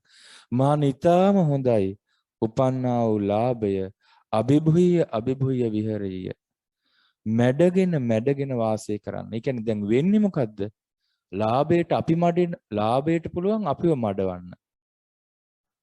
අපිට භාග්‍යතුන් වහන්සේ වදාරනවා ලාභේ මඩවන්න. අපි ලාභයට යටපත් වෙන්න එපා. ලාභය මැඩ පවත්වන්න. අපි අලාභයට යට වෙන්න එපා. අලාභය යට කරන්න. අපේ නුවණින්. අපි යසසට යට වෙන්න එපා. අපිට කියනවා ඔබ ශ්‍රාවකයට කියන ඔබ යසසට යට වෙන්න එපා. උපන්නා වූ යස මැඩ වාසය කරන්න. අයසත් එහෙමයි. සත්කාරත් එහෙමයි. ලාභ සත්කාර හරියට ලැබෙනවනේ. ප්‍රශංසා ලැබෙනවනේ. ඒ සත්කාරයට යටපත් වෙන්න එපා. සත්කාරය යට කරලා තමන් උඩට එන්න. බුදුරජාණන්සේගේ අවවාදේ අසත්කාරේනවා. දැන් සත්කාරයට යට වෙන එකට යට වෙනවා වගේම අසත්කාරයටත් යට වෙනවා. දැන් හොඳට ගෙවල් දොරවල් හදාගෙන ඉන්නකොට ඒ පවුලේ දරුවෙක් ඉපදිලා ඒ සත්කාරයට යට වෙනවා. සමහරට දුප්පත් පැලක උපදින දරුවා ඒ නැතිබරිකමට යටපත් වෙනවා. දෙන්නම එකයි. දෙන්නම යටපත් වෙලා එහෙම කරන්න එපා. ඒක අසත්කාරයට යටපත් වෙන්න එපා. ඒකත් මැඩ වාසය කරන්න. පාපී ආසා ඇති වෙනවා. ඒවත් මැඩ වාසය කරන්න. පාප මිත්‍රතාවයත් එන්න පුළුවන්. ඒකට යට වෙන්න එපා. ඒක මැඩ වාසය කරන්න. කියලා බුදුරජාණන් වහන්සේ අවවාද කරලා තිනවා ගිජ්ජකූට පර්වතේ. ඇයි එහෙම මැඩ වාසය කරන්න කියලා කියන්නේ මොන යහපතක් දැනගෙනද අර්ථයක් දැනගෙනද? ඒ ලාභයේ උපදිද්දී ඒක මැඩ පැවැත්වුවේ නැත්නම් uppajjeyun ආසවා විඝාත පරිලාහ මේ දැවිලි පීඩා ඇති වෙනවා. දැවිලි පීඩා ඇති වෙන ආශ්‍රව උපදිනවා.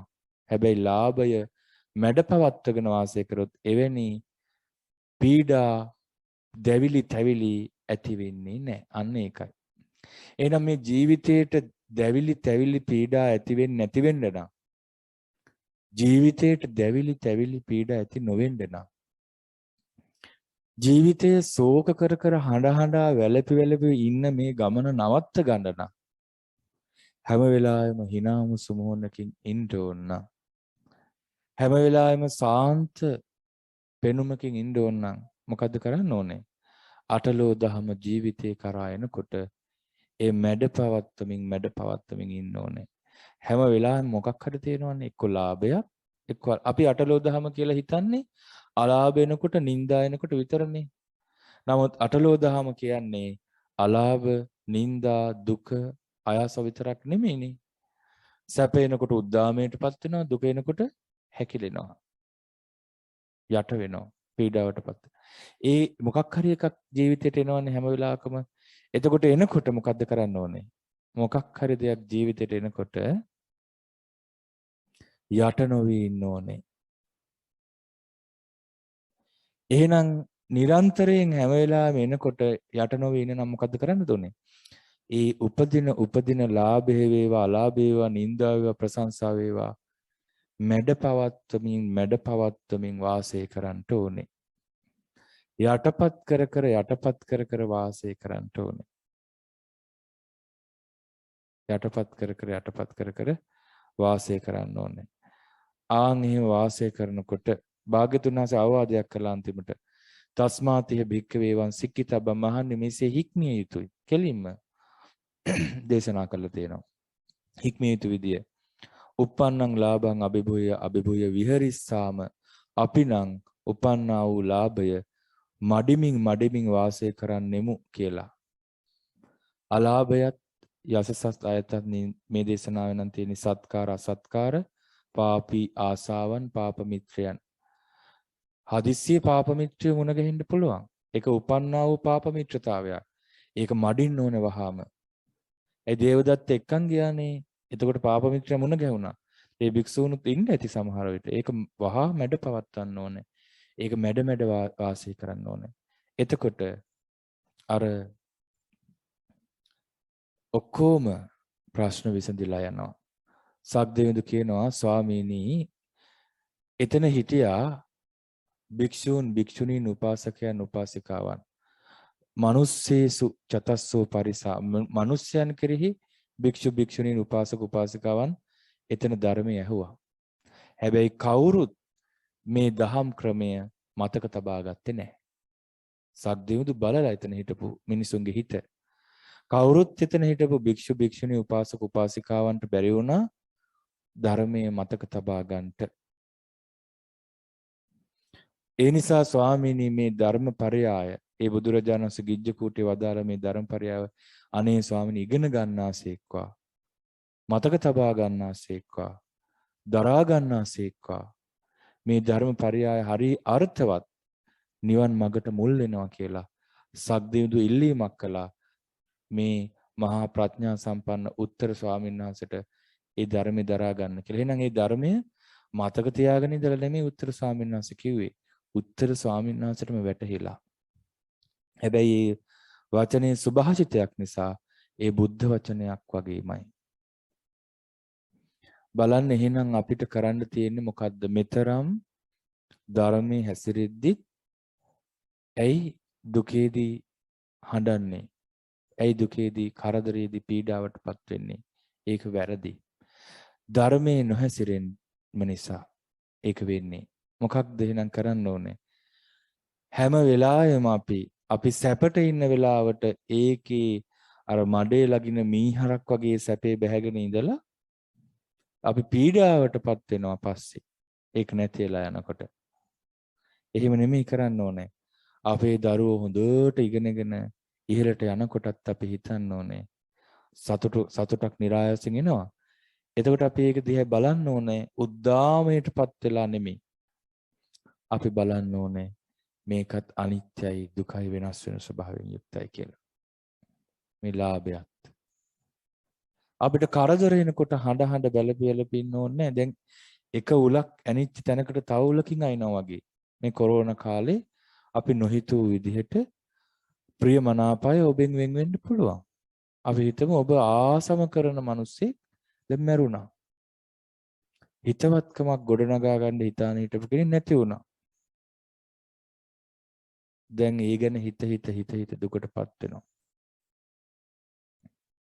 දැන් නැති වෙච්ච එක දුකක්. ඒක හිත ආය දුක් වීම තව එකක්. එක උලක් ඇනිච්ච තැනකට තව උලකින් අයින්නවා වගේ. වේදනාව වෙනවා. දකින්න ඕනේ මොකද්ද? දැන් මේ හිතට ආපු දුක මේකත් අනිත්‍යයි. මෝන දෙන්න වෙච්ච කරදරයත් අනිත්‍යයි. වෙනස් වෙනවා. වෙනස් වෙන ස්වභාවයෙන් යුක්තයි. අනිත්‍යයි. දුකයි. වෙනස් වෙන ස්වභාවයෙන් යුක්තයි කියලා දකින්න ඕනේ. දැකලා ඒ ආපු අලාභය, ඒ ආපු දුක මඩින්න ඕනේ අපි. දුකට දෙන්න හොඳ නැහැ අපේ උඩට යන්න. අපි උඩට ගිහිල්ලා දුක යට කරන්න ඕනේ. නිന്ദාව යට කරන්න ඕනේ. ප්‍රශංසාවත් යට කරන්න ඕනේ. සැපයත් යට කරන්න ඕනේ. එකකටවත් ඇවිස්සෙන්න හොඳ නැහැ කියන එකයි මේ කියන්නේ. ඒ දෙසම උත්තර සූත්‍රය. ඒත් හරි ලස්සන දේශනාවක්. මේ අංගුත්තර නිකාය 8 වෙනි නිපාතේ තියෙන. මම හිතන්නේ අද ඔබ ගොඩක් කරුණු ඉගෙන ගත්තා. මේ දුක් නොවී ඉන්න ක්‍රමය. සංයුත්ත නිකායේ 3 වෙනි පොත් වහන්සේගේ ගොඩාක් දේශනා තියෙනවානේ. මේ පංච උපාදානස්කන්ධය පිළිබඳව. අත්තදීප කියන සූත්‍රය. එහිදී බුදුරජාණන් වහන්සේ මම මේ සංයුත්ත නිකායේ මට මතකයක් තිබ්බා. බලන්න මේ ධර්ම අධ්‍යයනය කිරීම වටිනාකම මතකයක් තිබ්බා. මේ අසෘතවත් පෘථග්ජනයා මේ රූප වේදනා සංඥා සංඛාර විඥාන ආත්ම වශයෙන් ගත්ත නිසා දුකටපත් වෙන එකයි. ශ්‍රුතවත් ආර්ය ශ්‍රාවක එසේ නොගත්ත නිසා දුකටපත් නොවි ඉන්න විදිහයි කියන දේශනා මේ සංයුත්ත නිකායේ 3 වෙනි පොත් වහන්සේගේ තියෙනවනේ ගොඩක් කියලා. නිසා දේශනාවක් බලන්න ඕනේ කියලා මම පෙරලනකොටම හම්බුනේ මේ දෙසුම. ඒ තරමට මේ සංයුත්ත නිකායේ හරියට තියෙනවා තුන්වෙනි පොත් වහන්සේගේ මේ පංච උපාදානස්කන්ධේ තමාගේ කියලා ගත්තාම වෙන කරදරේ ඒකේ මිදුණාම වෙන වාසියයි. භාග්‍යතුන් වහන්සේ අත්තදීප සූත්‍රය වදාලා අත්තදීපා භික්ඛවේ විහෙරත මහණි තමාව රැකවරණයක් කරගෙන තමාව දූපතක් කරගෙන වාසය කරන්න මහණෙනි තමාව පිහිට කරගන්න කියලායි කියන්නේ. අත්තදීපා දීප කියන්නේ දූපත එතන. දීප කියන්නේ ආලෝකය නෙමෙයි එතන. දීප කියන්නේ දූපත. අත්තදීපා භික්ඛවේ විහෙරත මහණනි තමාව පිහිට කරගන්න. පිහිට කරවාසව. අත්ත සරණා තමාව පිළිසරණ කරගන්න. අනඤ්‍ය සරණා වෙන දෙයක් පිළිසරණ කරගන්න එපා. එහෙනම් මේ දුකෙන් නිදහස් වෙන්න තියෙන්නේ කාටද? තමන්ටමයි. ධම්මදීපා ධර්මයේම දූපතක් කරගන්න. ධම්ම සරණා ධර්මයේම පිහිට කරගන්න දූපතක් වගේ. වතුරේ වැටලා ඉන්න කෙනෙක් පීනලා යන්න ඕන දූපතකටනේ. ධර්මයේම පිහිට කරගන්න ධම්ම සරණා ධර්මයේම සරණ කරගන්න අනඤ්‍ය සරණා වෙන දෙයක් සරණ කරගන්න එපා. අත්තදීපානං භික්ඛවේ විහෙරතං අත්ත සරණානං අනඤ්‍ය සරණානං ධම්මදීපානං ධම්ම සරණානං අනඤ්‍ය සරණානං යෝනිසෝව උපපරික්ඛිතබ්බා. ඔය විදිහට තමාවම පිහිට කරගෙන සරණ කරගෙන වෙන දෙයක් පිහිට කරගන්න නැතුව ඉන්න ධර්මයේම පිහිට කරගෙන සරණ කරගෙන වෙන දෙයක් සරණ කරගන්න නැතුව ඉන්න කෙනා මෙසේ නුවණින් මෙනෙහි කළ යුතුය. නුවණින් විමස විමස බැලිය යුත්තේ මෙහෙමයි. කොහොමද? කිං ජාතිකා ශෝක පරිදේව දුක්ඛ දෝමනස් උපායාස. ඔන්න ඔබට හිතන්න පුළුවන්. කුමක්ින්දද මේ ශෝක වැළපීම් දුක් දොම්නස් උපදින්නේ? ශෝක වැළපීම් දුක් දොම්නස් සුසුම් මෙලීම් හටගන්නේ කුමක් නිසාද? කිං පබෝති කාති කුමක් ප්‍රභව කරගෙනද මේවා පවතින්නේ කියලා හිතනවා. එතකොට එහෙම විදිහට නුවණින් විමසද්දී භාග්‍යතුන් වහන්සේ දේශනා කළා එහෙම නුවණින් විමසනකොට නුවණින් විමසිය යුතුයි. ඇත්තටම කුමක් නිසාද මේක වෙන්නේ මහණෙනි? ශෝක පරිදේව දුක්ඛ දෝමනස් උපායාස කුමක් නිසාද හටගන්නේ? ඔන්න භාග්‍යතුන් වහන්සේ වදාලා ඉද භික්ඛවේ මහන්නේ මේ ලෝකේ අසුතවා පුදුජනෝ අසෘතවත් පෘථග්ජනෙක් ඉන්නවා. අරියාණං අදස්සාවිය ආදී විදිහට අපි කලින් කිව්වනේ. ඒ ලක්ෂණ වලින් යුතු අසෘතවත් පෘථග්ජනයා රූපං අත්තතෝ සමනුපස්සති. මේ රූපය මේ කේස්ලෝම් නියද සම්මස්නහරින් යුතු මේ රූපය ආධ්‍යාත්ම වේවා බාහිර වේවා ගුරුසු සියුම් හීන ප්‍රනීත මේ සතර මහා භූතයන්ගෙන් හටගත්ත මොනවා හරි රූපයක් ඇත්නම් ඒ රූපය අත්තතෝ සමනුපස්සති ආත්ම වශයෙන් දකිනවා. අසෘත අතුල්තඥයන් මේ ටිකක් ගැඹුරු කරුණක්. රූපය ආත්ම වශයෙන් දකිනවා කියන්නේ රූපය තමාගේ වශයෙන් පවත්වන්න පුළුවන්. ආත්ම වශයෙන් දකිනවා කියන්නේ මාගේ රූපේ මෙසේ වේවා මාගේ රූපේ මෙසේ නොවේවා කියා වශයෙන් පවත්වන්න පුළුවන් දෙයක් හැටියට දකිනවා. අනාත්ම ලක්ෂණ සූත්‍ර විස්තර කරන්නේ. එතකොට ඒ විදිහ රූපය ආත්ම වශයෙන් දකිනවා. මට ඕන විදිහට රූපේ පවත්වන්න පුළුවන් වගේ හැඟීමකින් දකිනවා. රූපවන්තං වාත්තානං. එහෙම නැත්නම් රූපයෙන් හැදිච්ච එකක් තමයි මේ ආත්මය කියන්නේ කියලා දකිනවා. එක්ක රූපය ආත්මීය වශයෙන් දකින රූපය කියන්නේ වෙනස් කරන්නේ වෙනස් වෙන්නේ නැති මට ඕන විදිහට පවත්වන්න පුළුවන් එකක් කියලා දකිනවා. එහෙම නැත්නම් මේ ආත්මය රූපයෙන් හැදිච්ච එකක් කියලා දකිනවා. ආත්මය රූපයෙන් හැදිච්ච එකක් කියලා දකිනවා. එහෙම නැත්නම් අත්තනිවා රූපං ආත්මය තුල තමයි රූපේ තියෙන්නේ කියලා දකිනවා. රූපස්මින් වාත්තානං රූපේ තුල තමයි ආත්මය තියෙන්නේ කියලා දකිනවා. ඔය කුමන හෝ ආකාරයකින් දකිනවා. තස්සතං රූපං විපරිණමති.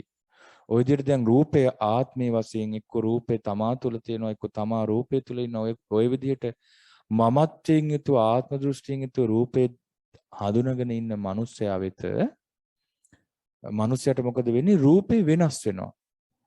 තං රූපං විපරිණමති අඤ්ඤථා හෝති. වෙනස් ස්වභාවයකටපත් වෙනවා. තස්ස රූප විපරිණාම අඤ්ඤථා භාවා uppajjanti ශෝක පරිදේව දුක්ඛ දෝමනස් උපායස්. ආන්නේ රූපේ වෙනස් වෙලා යනකොට අන්‍ය ස්වභාවයකටපත් වෙනකොට ශෝකය උපදිනවා. හැඬීම උපදිනවා. කායික දුක උපදිනවා. මානසික දුක උපදිනවා. සුසුම් හෙලීම උපදිනවා. සුසුම් හෙලනවා කියන්නේ අර ගාල රස්නේ පිට කරනවා. හුස්ම පිට කරනවා. උපායාසය වෙහෙස පිට කරනවා. ඒ කාටද වෙන්නේ? අසෘතවත් පෘථග්ජනයට රූපය ආත්ම වශයෙන් ගත්ත හින්දා. ওই විදිහටම වේදනාව දැන් අපිට හරි කරදරයි දුකයි පීඩයි සැපයි සතුටුයි ඔය මොනවා කිව්වත් මොකක්ද එතන තියෙන්නේ? රූපයක් විඳීමක් සැප හරි දුක් හරි උපේක්ෂා හරි සංඥාවක් හඳුනාගන්න එක. එහෙම නැත්නම් සංස්කාරයක් රූප සංචේතනා සද්ද සංචේතනා ආදී විදිහට. එහෙම නැත්නම් විඥාණය හිතේ ක්‍රියාත්මක වී පවතින ස්වභාවයක් තියෙනවා කියමු අපි. මේ විඥානයේ සහිත මේ ජීවිතය කියන්නේ ওই රූප වේදනා සංඥා සංකාර විඥාන. අපේ ඇහැ ඉස්සරහට රූප එනකොට, කන ඉස්සරහට ශබ්ද එනකොට, නාසයෙන් ගඳ සුවඳ විඳිනකොට හටගන්නේ පංච උපාදානස්කන්ධය. ඒ පංච උපාදානස්කන්ධය ඔහු ආත්ම වශයෙන් ගන්නවා. අපි ගමු විඥාණය. විඥාණය තමා කියලා ගන්නවා. විඥාණයෙන් හැදිච්ච ආත්මයක් තියෙනවා කියලා ගන්නවා. ආත්මය තුල විඥානය තියෙනවා කියලා ගන්නවා. විඥානය තුල ආත්මය තියෙනවා කියලා ගන්නවා. ওই විදිහට ගන්නකොට ඒ ආත්ම වශයෙන් ගත්ත විඥානය වෙනස් වෙනවා. ආත්ම වශයෙන් ගත්ත විඥානය වෙනස් වෙනවා. වෙනස් වෙනකොට ඔහු හඬනවා, වැළපෙනවා, ශෝක කරනවා, දුකටපත් වෙනවා, දුම්නසටපත් වෙනවා. හැබැයි බුදුරජාණන් වහන්සේ දේශනා කරනවා රූපස්සත්වේව භික්ඛවේ අනිච්චතං විදිත්වා. රූපයේ තියෙන ඔය අනිත්‍ය ස්වභාවය අවබෝධ කරගෙන විපරිණාම විරාග නිරෝධං ඒ වගේම වෙනස් වෙන ස්වභාවයත් ඒ රූපේ නොඇලීම පැවැත්විය යුතු ස්වභාවයත් නොඇලිය යුතු දෙයක් හැටියටත් ඇල්ම නිරුද්ධ කළ යුතු දෙයක් හැටියටත් දැනගෙන පුබ්බේ චේව රූපං ඒතරහිච්ච සබ්බං රූපං අනිච්චං දුක්ඛං විපරිණාම ධම්මන්ති. කලින් තිබ්බ රූපත් ඒ වගේම වර්තමානයේ තියෙන රූපත් කියන යන සෑම රූපයක්ම අනිත්‍යයි දුකයි වෙනස් වෙන ස්වභාවයෙන් යුක්තයි කියලා දියුණු කරපු ප්‍රඥාවෙන් ඒව මේතං යතහ භූතං සම්මප්පඤ්ඤාය පස්සතෝ ඔය විදිහට දියුණු කරපු නිවැරදි ප්‍රඥාවෙන් දකිනකොට එහි ඇත්ත ස්වභාවය යේ ශෝක පරිදේව දුක්ඛ දෝමනස් උපායස් සතේ පහියන්ති. ඒ ශෝක වැළපීම් දුක් දුම්නස් සුසුම් හෙලීම් ප්‍රහාණය වෙලා යනවා. ඔන්න මේ ශෝක පරිදේව දුක්ඛ දෝමනස් ප්‍රහාණය වෙලා යන විදර්ශනා ක්‍රමයට අනුව විග්‍රහය. හරියට මේ රූපයේ තියෙන ඇත්ත ස්වභාවය අනිත්‍ය බව, දුක් බව, වෙනස් වෙන ස්වභාවය බව, ඒ රූපයට නොඇලිය යුතු බව, ඒ රූපේ නිරුද්ධ කළ යුතු බව ඒ වූ ආකාරයෙන්ම දකිනවා ආර්ය ශ්‍රාවකේ. එහෙම දකිනකොට ශෝක වැළපීම් දුක් දුම්නස් සුසුම් හෙලීම් නැති වෙලා යනවා. තේසං පහානාන පරිතස්සති. ඔහු ඒ විදිහට දුක් දුම්නස් සුසුම් හෙලීම් ප්‍රහාණය වෙලා යනකොට ඔහු තුල තැති ගැනීමක් හටගන්නේ. අපරිතස්සං සුඛං විහෙරති. තැති ගැනීමක් නැත්තාහුට තැති ගැනීමක් නැති කෙනා සැපසේ වාසය කරනවා. සුඛං විහරං භික්ඛු තදංග නිබ්බුතෝති උච්චති. සැපසේ වාසය කරන භික්ෂුවට තදංග නිබ්බුත කියලා කියනවා. ඒ කියන්නේ ඒ කරුණෙන් නිවී ගිය කෙනෙක්, ඒ කරුණෙන් නිවී ගිය කෙනෙක් කියලා කියනවා. සාන්ත භික්ෂුවක් කියලා කියන්න පුළුවන්. නිවී ගිය කෙනෙක් කියලා කියන්න පුළුවන් ඒ කරුණෙන්. රූපේ අනිත්‍ය ස්වභාවය වූ ආකාරයෙන් දැක්ක නිසා වේදනාව, සංඥාව, සංඛාර, විඥානත් එහෙමයි. ඔන්න තමාව පිහිට කරගන්න විදියක්. ධර්මයේ පිහිට කරගන්න විදියක්. තමාව ධර්මය සරණ කරගන්න විදියක්. මේ කියන්නේ විදර්ශනාවේ යථාර්ථයේ දැකීමෙන්මයි. යතහභූත ඥානික ඇත්ත ඇති සැටියෙන් දැකීමෙන්මයි දුක තුනී වෙන්නේ. දුක නැති වෙන්නේ. දුක ඡේ වෙලා යන්නේ. දුක ප්‍රහාණය වෙන්නේ. සැපසේ හිතින් වාසය කරන්න පුළුවන් තැති ගැනීමක් නැති හිතින්. අපි විස්තර වශයෙන් ඉගෙන ගත්තා දුක් පීඩා නැතුව ඉන්න ජීවිතේ. අටලෝ දහම හැමදාම තියෙනවා. ලාභ අලාභ සැප දුක නිന്ദා ප්‍රශංසා යසයස මේ කාටත් තියෙනවා. රහතන් වහන්සේ වෙතත් තියෙනවා. නමුත් රහතන් වහන්සේව පෙරලන්න බෑ අටලෝ දහමට. රහතන් වහන්සේ අටලෝ දහම පාගල දාලා ඉන්නේ. සාමාන්‍ය මිනිස්යා වෙත අටලෝ දහම එනවා. ඔබ අප වෙත අටලෝ දහම එනවා. අපි ඒකෙන් යටපත් නොවේ. මොහොතකට යටපත් වෙන්න පුළුවන්. වහා සිහිය උපදවා ගන්න ඕනේ. බරපතල අලාභ, බරපතල නිന്ദා, බරපතල දුක් එන්න කලින් අපි මේ වර්තමානයේ හොඳින් ඉන්න අවස්ථාවේ අපි මේ උපදින පුංචි පුංචි ලාභ අලාභ, පුංචි පුංචි යසායස, පුංචි පුංචි නිന്ദා ප්‍රශංසා, පුංචි පුංචි සැප දුක මැඩ පවත්වමින් වාසය කළොත් එතකොට අපට පුළුවනි බරපතල දේවල් එනකොට වහාම මේ දහම් පරයා යොදලා නුවණින් විමසලා මැඩ පවත්වන්න. අපි ඒවට යටපත් වෙන්නේ නැතුව ඉන්න. හොඳයි. අපි සියලු දෙනාම අදිෂ්ඨාන කරගමු.